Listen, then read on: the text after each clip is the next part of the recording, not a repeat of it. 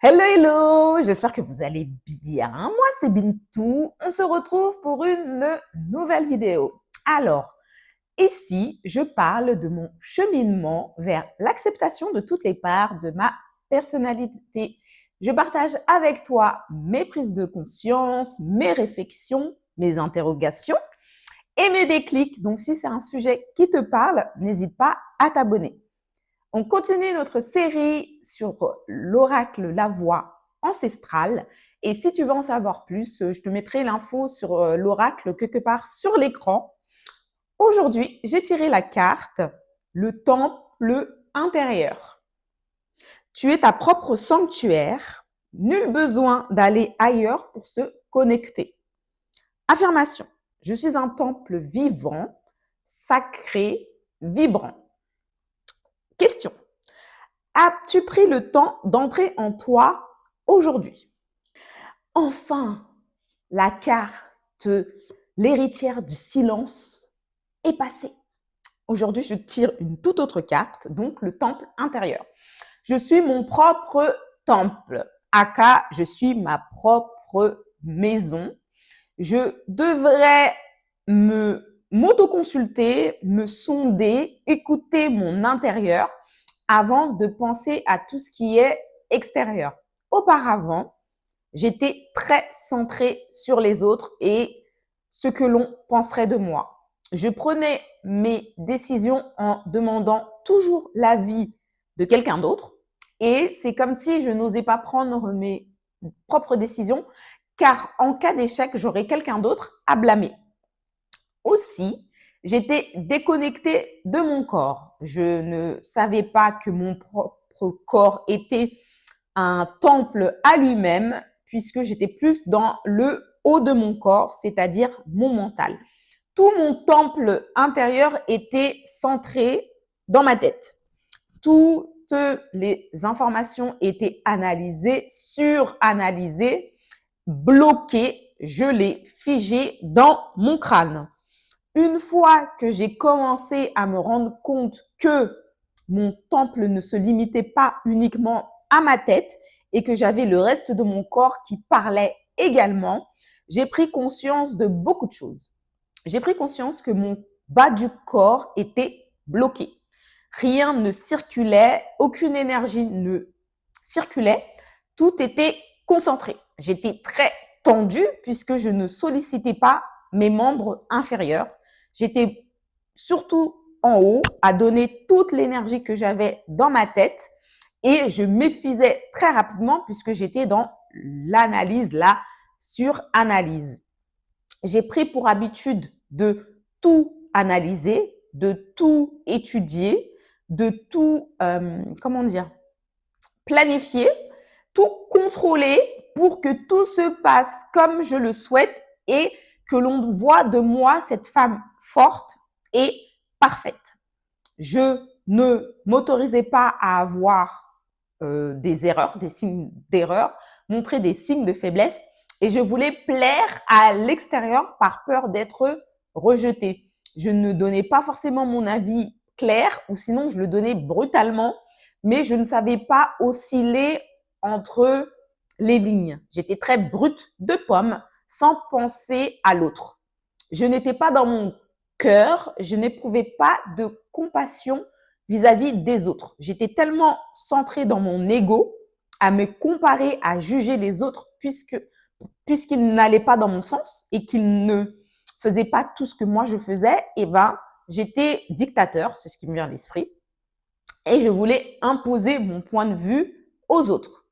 Une fois que j'ai commencé à dire stop et faire une introspection sur ma vie, sur mon moi et me reconnecter à mon temple, j'ai eu du mal. Je vais pas mentir, j'ai eu beaucoup de mal. Même au jour d'aujourd'hui, mon cerveau, il a quand même encore une bonne place, mais il sait qu'il n'est plus tout seul. Il sait que il y a le cœur, il y a l'estomac, il y a mes jambes, il y a mes pieds et que on est un tout. On n'est pas qu'une seule partie, on est tout le corps. Et que les décisions devraient plutôt venir du cœur que de la tête. Les informations viennent, la tête reçoit les informations, la diffuse au corps ou mon corps reçoit les informations et la donne à la tête. On doit travailler en coopération et non l'un contre l'autre. On est une équipe. Le corps reçoit et la tête analyse, mais pas trop non plus, et elle passe à l'action. Seulement, il faut prendre le temps de recevoir l'information, digérer l'information et ressortir l'information en prenant son temps et en ne rushant pas les choses. Le temple intérieur contient une multitude d'informations et plus je prends le temps de comprendre ces informations et plus je me sens rassurée. J'étais aussi en mode survie. Donc, quand tu es en mode survie, tu n'as pas le temps d'analyser.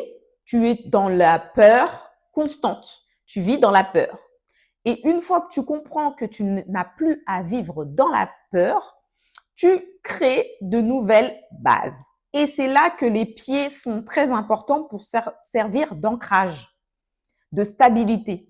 En fait, il faut que tes pieds, ils sentent le sol, ils s'appuient sur le sol pour te dire que même s'il y a des moments qui vont être compliqués, tes pieds sont bien ancrés dans la terre, tu reçois l'énergie de la terre, tu es stable, tu as des racines bien solides dans le sol et ça va nourrir tout le corps.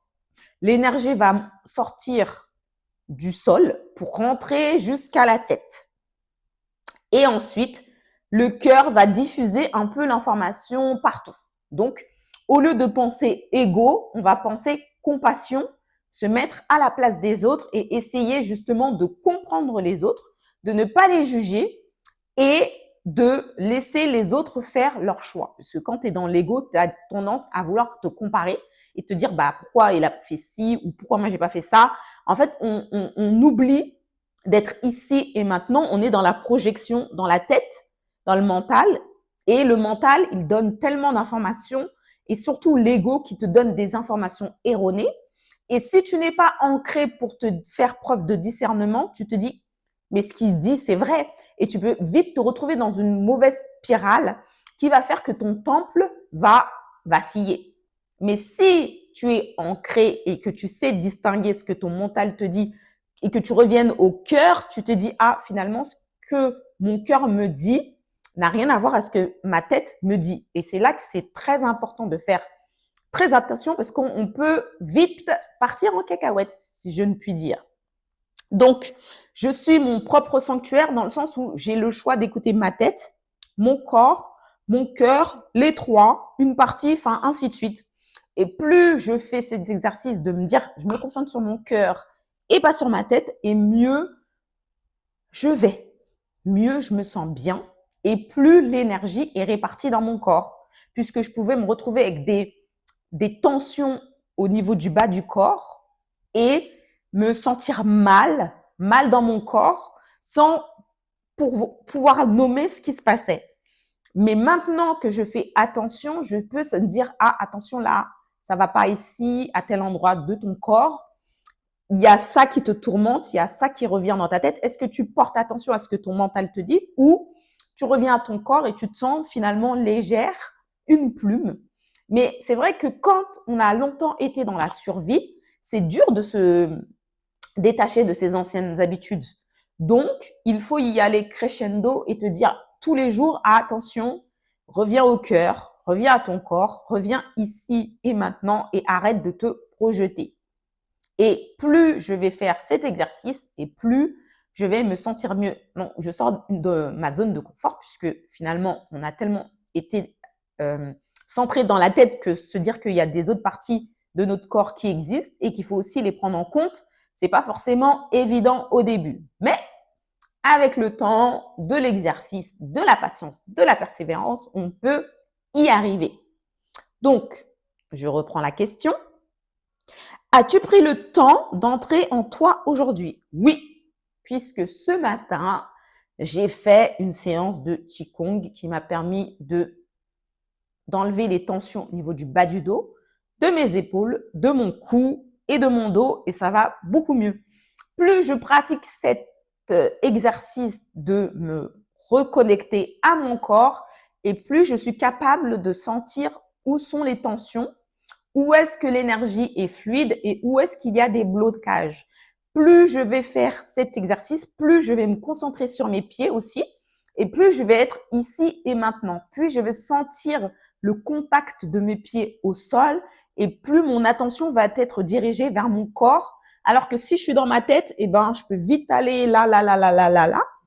Mais je peux revenir en me concentrant sur mes pieds et les sensations que la marche me procure.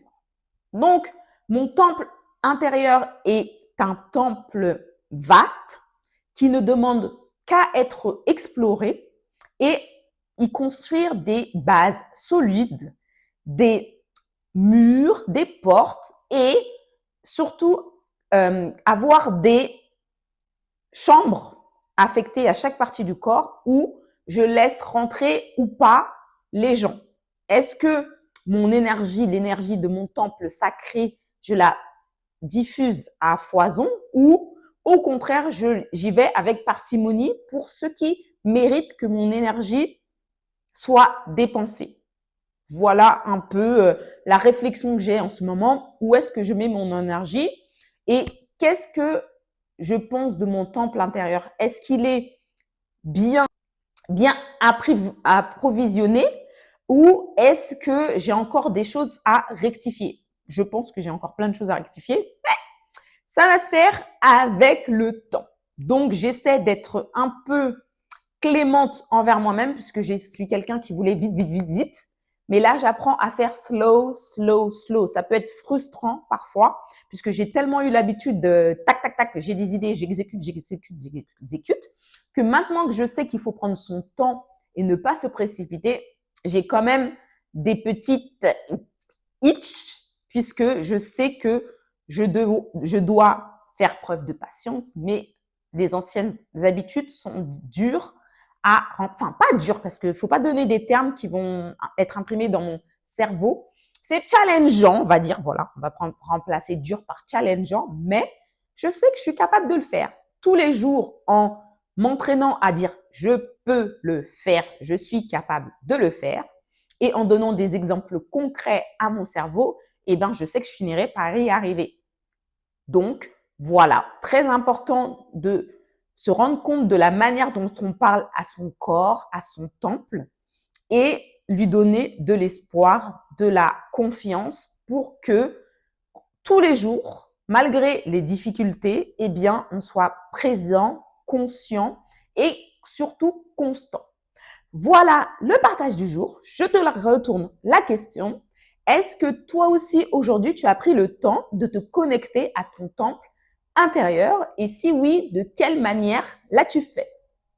C'était Bintou et je te dis à bientôt pour la prochaine vidéo. Bye!